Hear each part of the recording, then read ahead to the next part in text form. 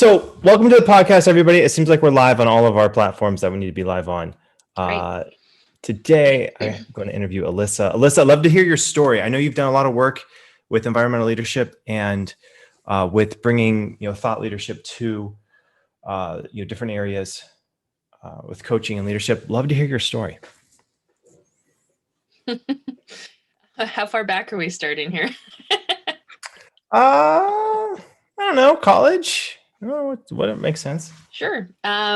So I went to university for acting, actually. I had moved to Vancouver to pursue that. And I had developed a lot of interest and passion towards environmental issues in the year or two leading up to going to school. And so through my acting training, I was trying to figure out other things to do. And I ended up starting a playwriting competition with this girl that ran a nonprofit organization to educate high school students on environmental issues.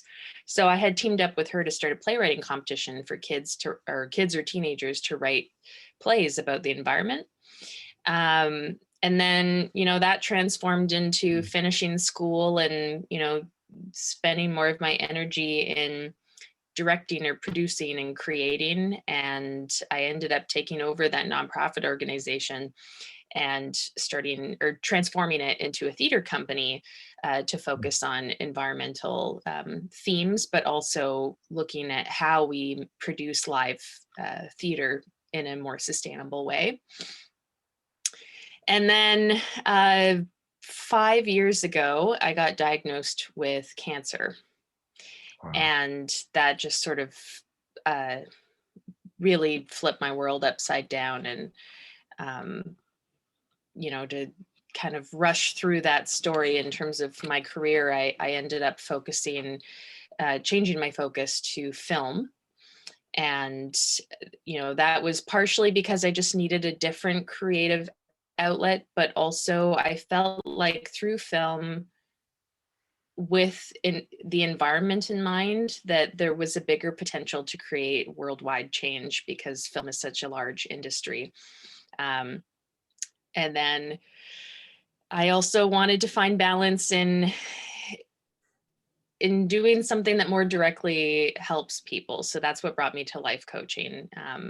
That I wanted to do more than just a creative outlet. I wanted to more directly work with people, and I landed on life coaching because of an experience I had with a life coach when I was sick.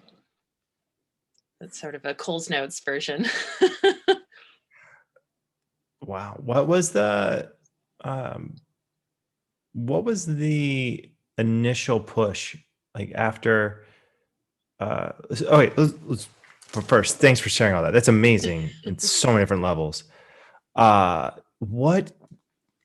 Oftentimes when people have something big in their life, a health thing big, on the other side of it, there's a learning, there's an insight, there's some big thing that changes everything. What was that for you? Yeah, that was, I really, every time I talk about this, I call it a slap in the face. When I got diagnosed, it was like, self-care. That was my big journey through getting sick was, I was a 25-year-old that was just very busy. Like if you asked me how I was, I would just say busy. I didn't have very good self-awareness. I didn't have a relationship with myself, and I was not taking care of myself. I didn't even realize that I was stressed and full of anxiety. Like I did not know myself really at all. So getting sick really opened up that journey for me in learning how to slow down and listen to myself and know myself. Yeah. Wow. How does that translate into how you show up as a coach?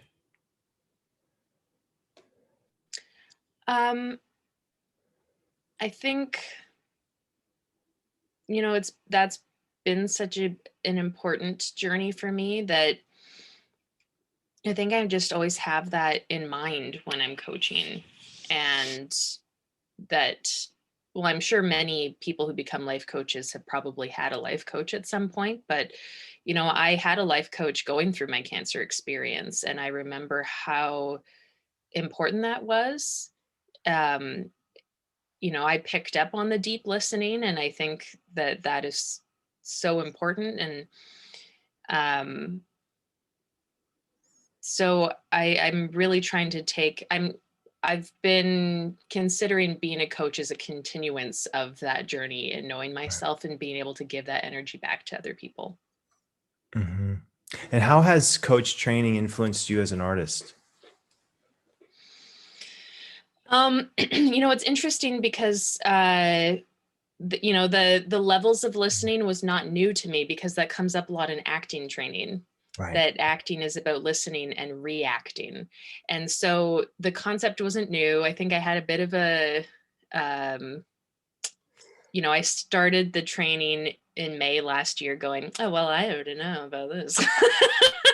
And then realizing, oh, wow, no, it needs so much more practice. And, I'm not perfect at listening. And so in terms of art, I think, well, it doesn't really matter what career you're in, but as an artist, I think listening just makes you a better co-creator or teammate, Right. I Yeah. I mean, think. yeah, so much coaching comes from acting and narrative therapy and a lot of the mentor programs in the 80s. But levels of listening, that even the idea of being like, you are an actor in your own life, how would you design your main character? I mean, that is bread and butter acting and coach training. I'm always, um, our daughters, they were into acting in the acting world. And I've taken some acting lessons just to find out more about acting from the standpoint of coaching came from acting. Let me follow the roots, right? And see what came up. And it was amazing. The Meister technique and all of Oh, that. yeah. And I'm fascinated with this like idea of mapping the inner world. What are the parallels you see between acting and coaching with mapping this internal space? It's interesting because there's actually many different kinds of acting methods. So it's not always the same for every actor or performer. But with like Meisner was what really spoke to me as a young actor in, learning to listen. That was such a big concept to grasp when I was in my early 20s. Um, but I've always had the attitude or opinion that I think everybody should take an acting class. Right. That through acting you learn about yourself and you learn about humanity. So I think in that way it directly connects to life coaching, because I think life coaching and acting develops self-awareness.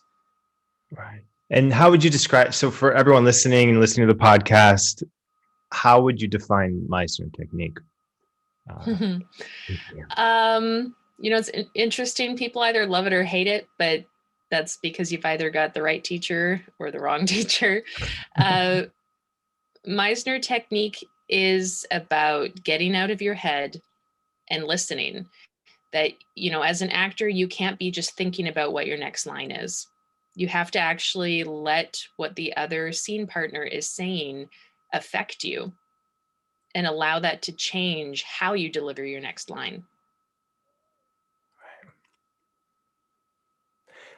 I'm so curious about the the combination of assessing or accessing different emotional internal states and how the camera picks that up in ways that might not happen in theater.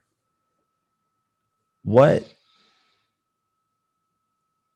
where do you yeah, where in this to me is interesting because it's almost like actors, and I only know this from my daughter and some of the training I've got, was thinking about those internal states remind me so much of what happens in coaching, where we name perspectives or we name values or we name these different emotional states that we might want to tap into at different times. Uh, how do you use that, or in what ways do you use that, like on a day-to-day basis? Um, I think it's really about being intentional. That maybe some people compartmentalize and don't necessarily tie that sort of training into their everyday life. Yeah, I think it's a constant journey on awareness and presence and intentionality. Um,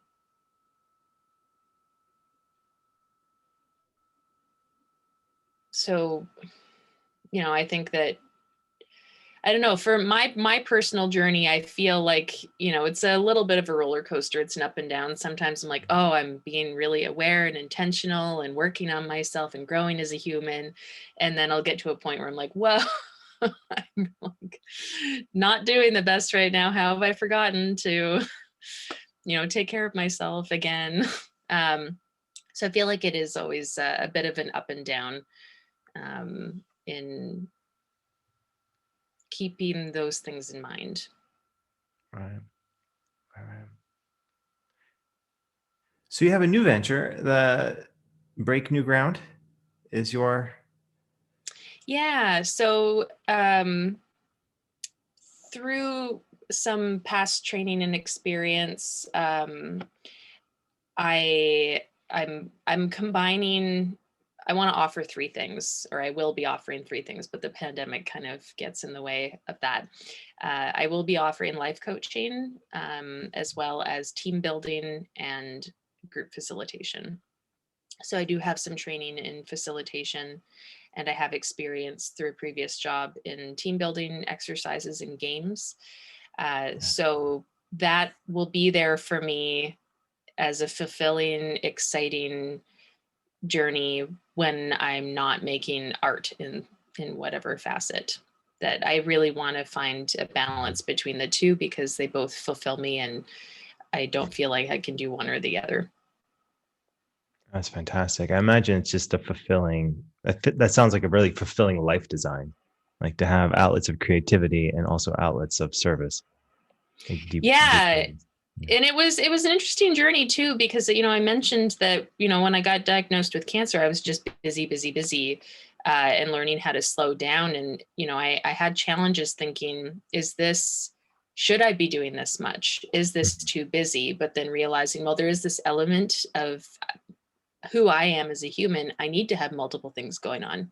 Right. So I just need to figure out how to balance multiple things in a healthier way. And I do really feel like I've come to that place now, which is really What are the exciting. keys? Yeah. What are the keys, or what would you, yeah, like what's the secret to that? Because I mean, a lot of people are after that. It's hard to accomplish. Yeah. Um, you know, it, it's easier said than done, but having Mhm. patience, it took me multiple years of thinking about all of it. Yeah. um, and I think in that way the pandemic helped. I felt like I was on the precipice of figuring everything out, but I also didn't have the guts to leave my day job, because I'd been at that job for 5 years. It was a really great job. I just knew that I needed something else. So the pandemic ended my job for me. And then I Wow. had that extra time to really think about it. And then I found coach training EDU, and I was like, wow, like everything's lining up. This is amazing.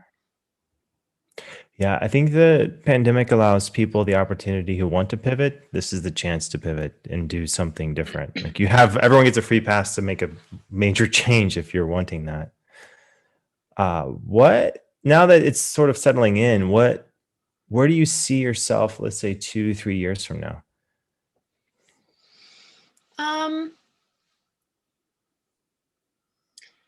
I I see myself, because I'm just at the beginning of everything now. flip-flopping between,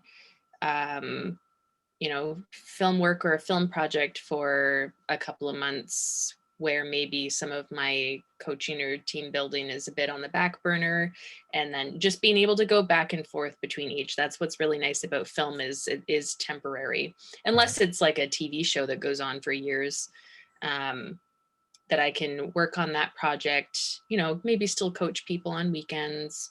But then when I'm done that project, I can put a lot more time and energy into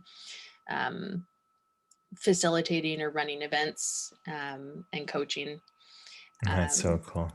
So yeah. I mean, the film is like that. I mean, I know when my daughters go off and they've done some shoots, and our oldest, she's interested in directing and writes, and she's made her, fun little videos with friends. It's fun. It's amazing to see the process. It's way more intense and way more involved than I think most people realize. All the call sheets, all the takes, you might do 3 hours and you get 30 seconds out of that. What would you like people to know about the art of film, and what goes into it?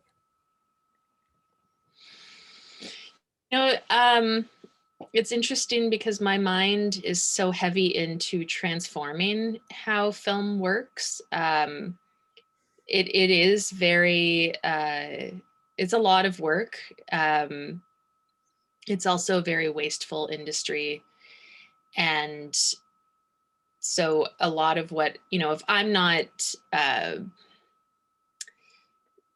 if I'm creatively involved, I want to, tie in sustainability, whether or not that's how we're making the film, or, just inserting green lifestyles or habits that just happen on screen and aren't part of the story.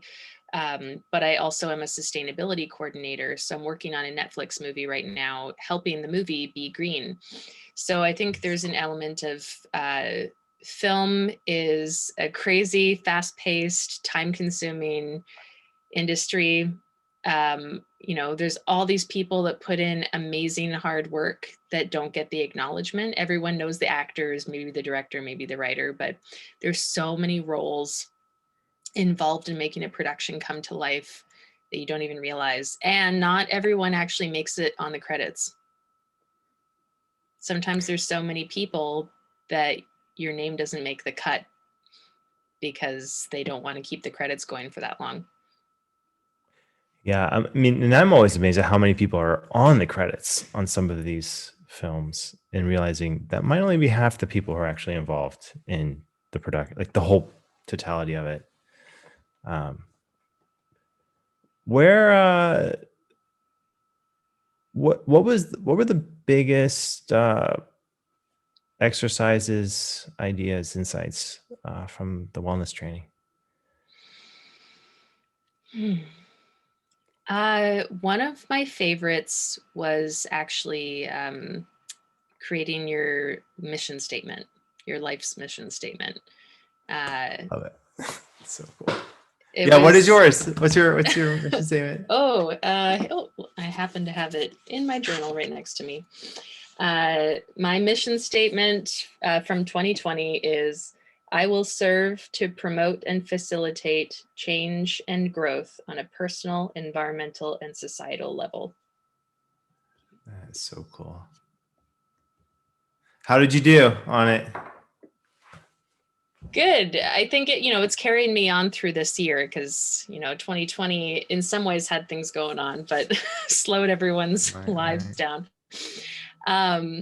And I don't know, I think I love that exercise so much because it serves as a very, short and concise reminder, on your intentionality journey.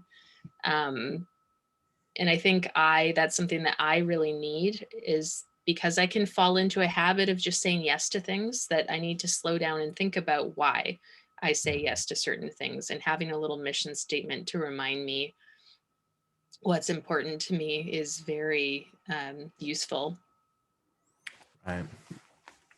Yeah, this especially that empathetic motivation, and being motivated for the sake of something large, like working on like the sustainability of the film industry, it's a massive undertaking. and I imagine some of these practices are, once adopted in one place, get adopted in these other places. What are some examples of the sustainability that you're implementing? So it has been a bit challenging considering COVID, because there's certain safety protocols in place. But we have some hybrid cars being used. So there's an element of, there are some people from LA that are up in Vancouver for this film. So they have rentals. So we've been trying to get as many hybrids or electric vehicles being rented. We have the construction people, because we have one location that's being built in a studio, and they are using FSC lumber. So that's forestry certified. That lumber confirms that it's being ethically sourced. We have, oh gosh, what else is happening? We have an insane amount of recycling bins. So, with food pushing that, with COVID, everything has to be individually packaged. So as much as possible, we have everything packaged in compostable dishes and using compostable wooden cutlery, so that if people can't or aren't bringing their own dishes or cutlery, that everything can just go in the compost instead of having to worry about dirty or clean plastics, and is everyone putting things in the right bin. So waste management is a big thing, and trying to just reduce the amount of waste in the first place. And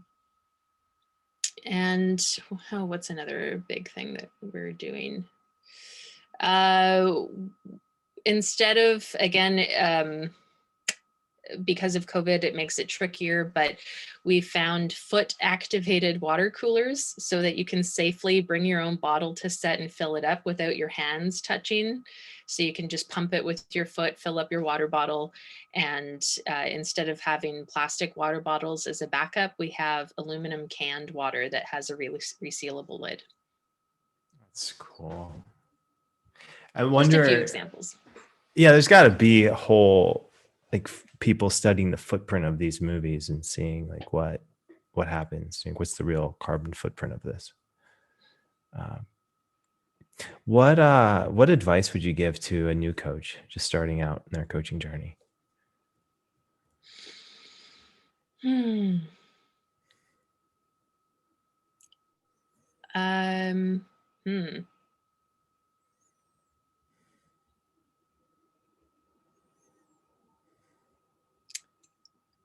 Remember that it's not about you, it's about your client.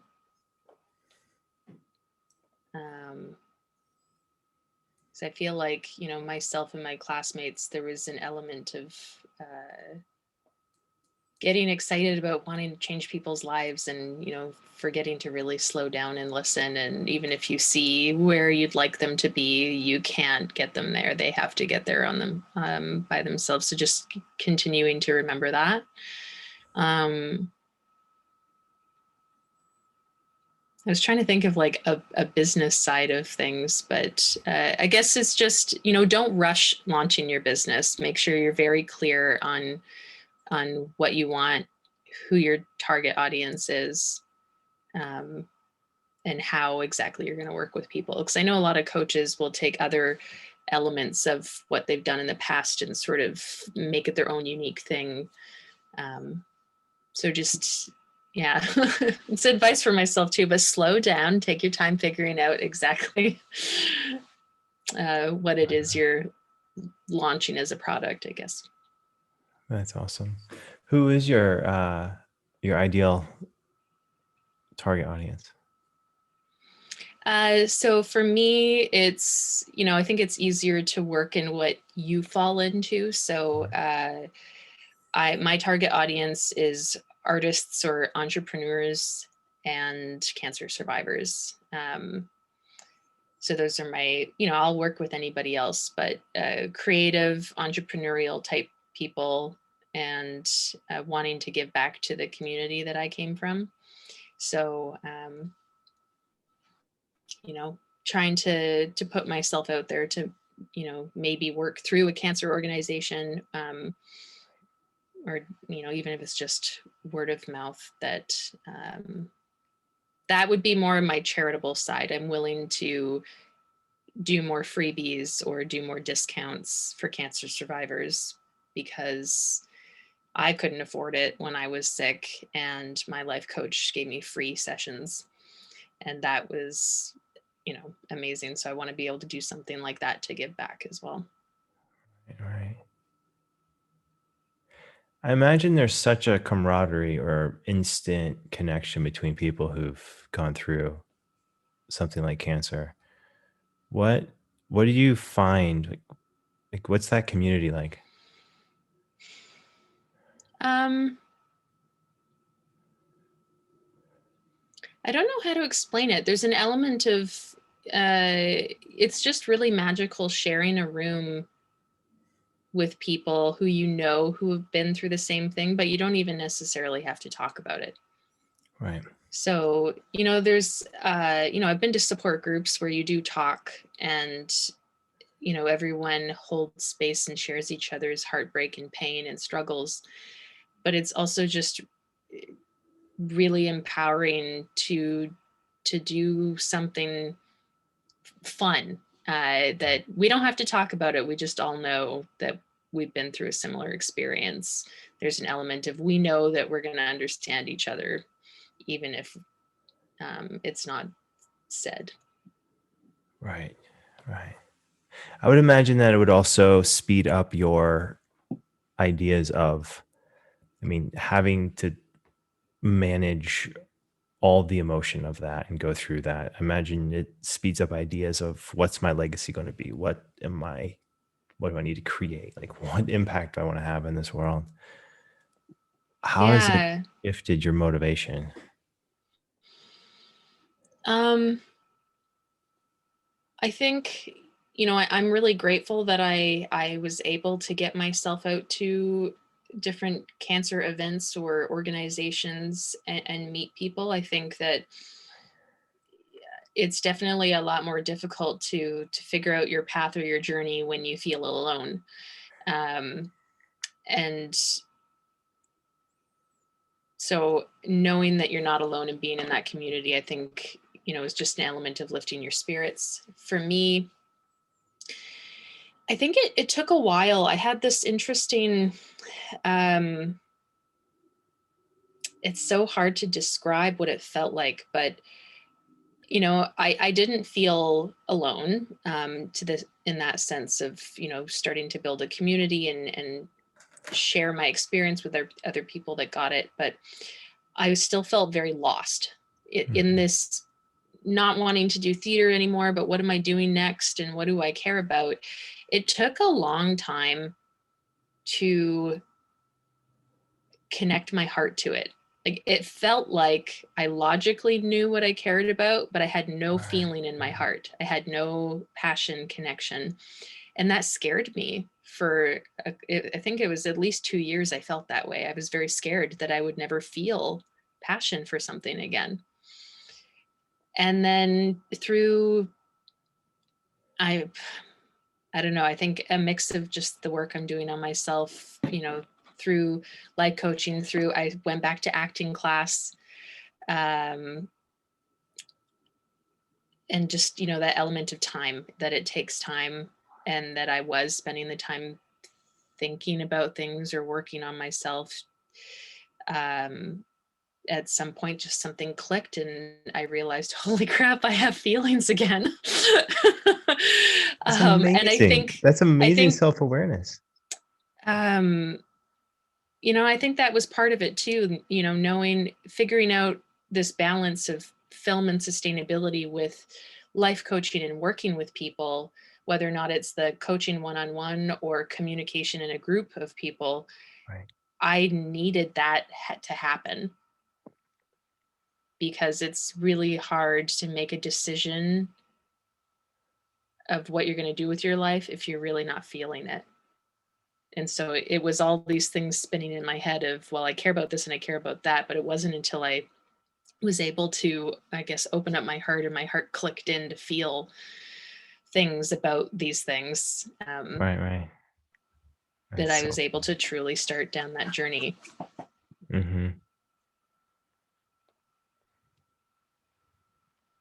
This might seem like a really simple question. I'm so curious. How do you know when you're tapping into or connected to your heart in that passion or not? Hmm.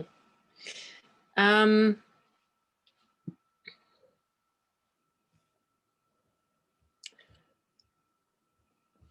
I it's hard to describe.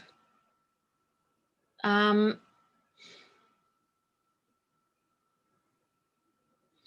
because it really is a feeling. It's I want to come back to slowing down again.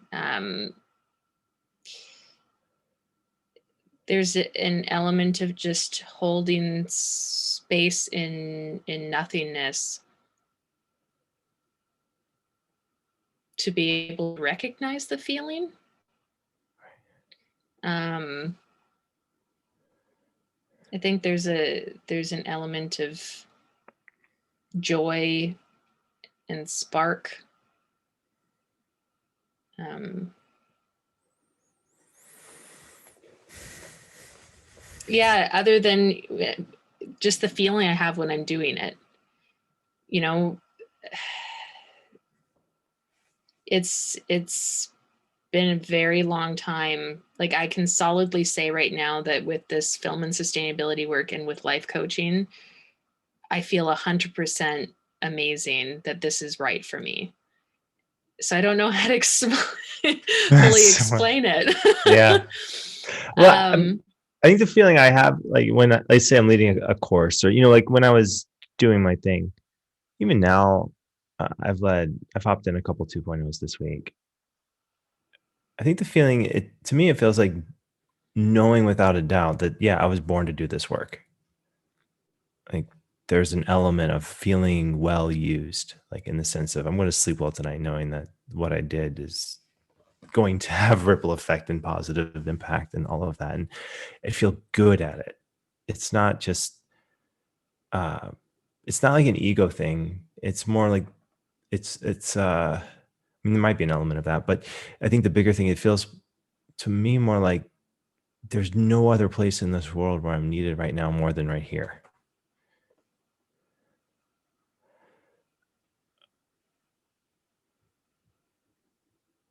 hmm. What what deepens that feeling for you? The first thing that comes to mind is, I've been reminding myself that uh, life will never feel perfect and amazing and nothing's wrong, for. So I think there's an element of any job or anything can cause stress or tension, or even a relationship. You're never going to have only happy moments in a partnership or in a friendship. And knowing that there's a feeling of, oh, this is stressful or challenging, but I want to work through this stress and challenge. Yeah. So I think for me, it's how I embrace the difficulty that I know. My attitude or energy towards it is different.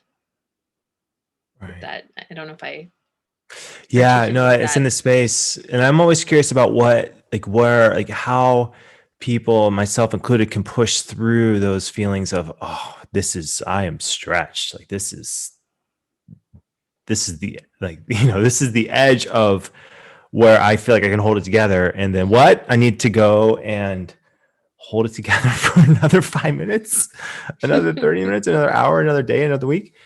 Uh, where do you find that edge in yourself? Hmm.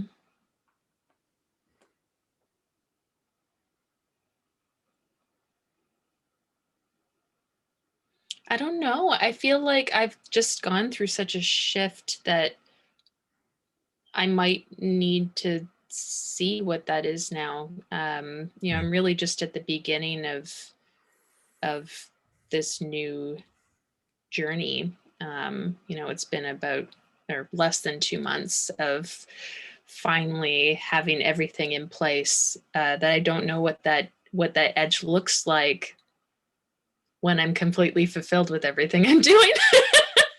That's awesome. I know what that edge is when there's other things going on, but now I'm like, wow, the stars are aligning. So I don't know what my edge is going to be.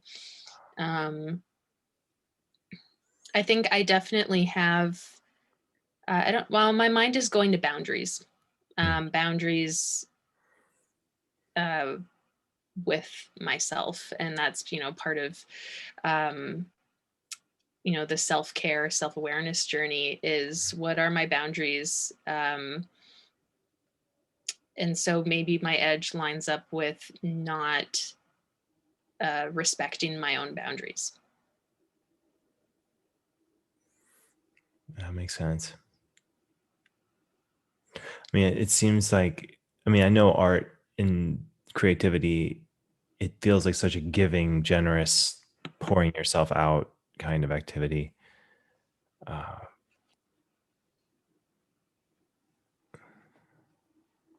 I can see that.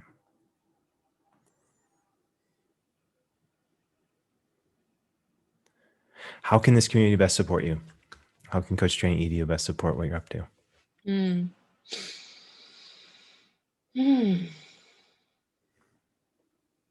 Well, I think I was really lucky. The classmates I had, we all had such a great, deep bond. And outside of whether or not you were in class together, I think there's just that element of support.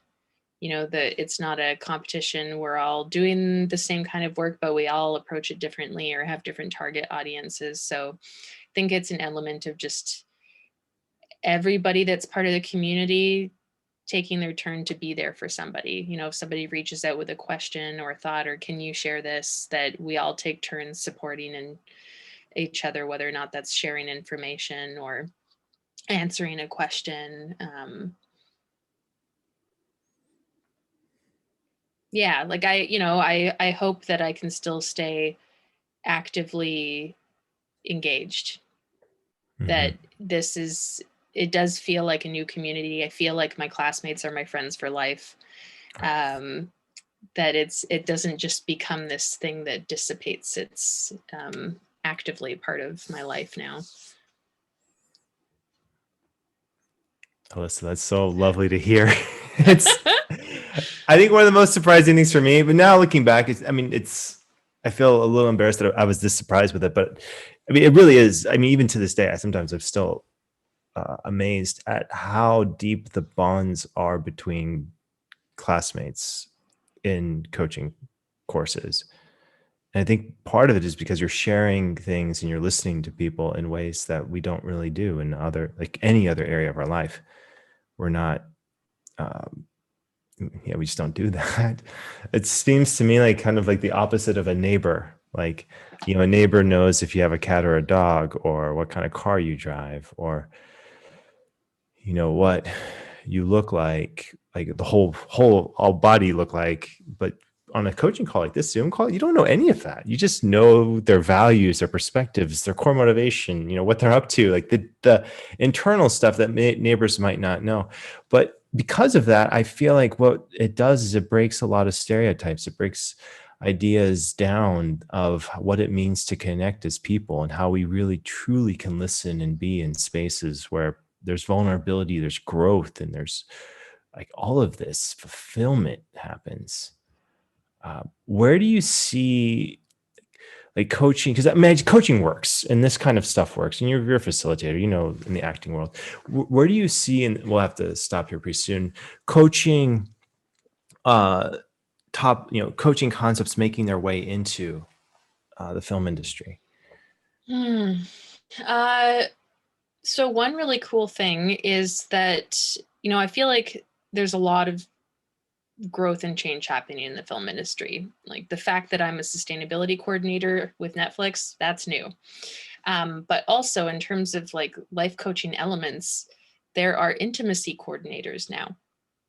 So when it comes to any form of intimacy, whether or not it's like a sex scene or just anything romantic, any form of nudity, or even something on the more violent side, anything that is goes beyond just talking to each other. There are intimacy coordinators that now come in to make sure that actors are being listened to and feel safe. There's a lot of communication around that now in building a safe space. So to me, that's so in line with life coaching. Is there's an element of these new roles coming in to slow film down, that we need to slow down a bit so that we can communicate properly and everyone can feel safe, in whatever facet that might be. And there's Wellness Wednesday newsletters that go out on our production, which I think is pretty cool. Like there's, it feels like things are shifting and there's more concept of self-care coming into the industry. Yeah. And I think there's an element of, with life coaching, you don't necessarily want to be coaching everyone in your life. Right. But remembering the learnings from coaching changes how you are with people. And it's the leading by example thing, that if I can show up and hold space and listen and not talk over someone, that maybe that will impact them and affect them. And, there's a ripple effect. Sometimes that can be years in the making, but just taking those learnings and trying to let them stay with you. That's encouraging that it's moving in that direction. And it seems like there's, if this were, drawing it out like an equation, whenever there's vulnerability, and I think there's power in vulnerability. And I think what coaching does is it gives space, safe space for people to express what they need to express and be empowered to make different decisions. Alyssa, it's a pleasure to be here in this space and share your story and journey with the community here. We're going to put a description of your work, links to your website on the Coach Training EDU blog. Anything else you'd want people to know about, the Coach Training EDU community to know about? Well, I will say my website is currently launching right now. So if anyone were to go to my website like this minute, it's not live yet. So it'll be live by the weekend. Nice. So we'll wait. We'll publish this on Monday then. So this is the sneak preview. This is like the insider preview to your website launch. Yeah, there was some technical difficulties, but yeah, I don't know anything else. No, I don't have anything specific to plug or anything. Nope. Brain fart. Just that I hope everyone is taking care of themselves. Mm-hmm. Well, it's a pleasure. I have so much respect for actors in the industry, and I know how, like, I've seen it in my daughters, how much effort and how it grows them, and the impact on them, the acting, the training, it's some of the best. Like, parents are so attuned to their children when they come back from different workshops or exercises or classes. I mean, they're professional. Just the sense of themselves increases. Like, I feel like it really is life training, like what you're talking about before. Mm-hmm. And yeah, I just appreciate you being a part of this community. And anything, when it comes time, you say, hey, look what I'm up to, let us know, and we'll throw it on the blog, and we'll make it, hopefully help get you where you want to go. Great. Well, thank you. Thank you so much. Yeah, pleasure. This has been another Coaching to Flourish podcast. Thanks for those listening, and for those listening live, and for those listening in the podcast. Welcome. Thanks for being a part of this community. And yeah, this has been another Coaching to Flourish cast. Thanks, everyone.